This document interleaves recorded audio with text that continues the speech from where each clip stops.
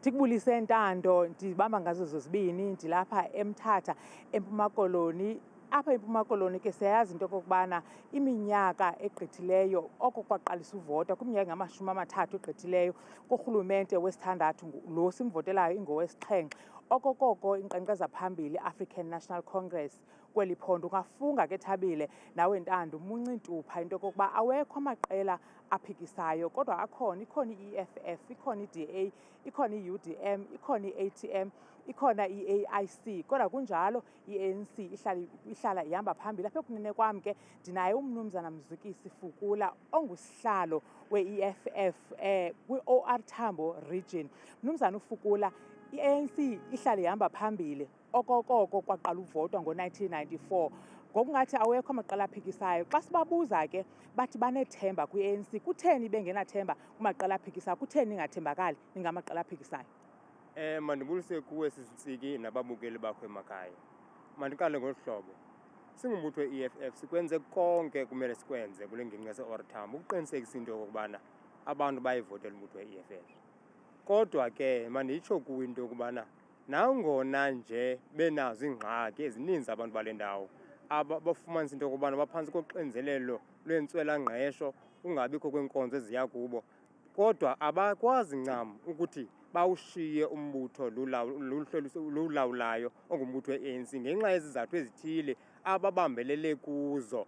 Ekubonakala into yokubana kukho laa mbali ithi kwakho iinkokeli ezazikhona ngaphambili ezazikhokhele umbutho lo ulawulayo kule ngingqi ngase-OR Tambo. Basabambelele kwezo zinto ke wena Sisitsiki.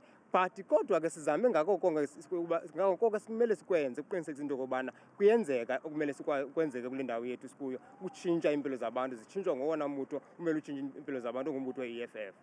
Nineminyaka 10 ngoku ningumbutho osemthethweni ophikisayo apha eMzantsi Afrika.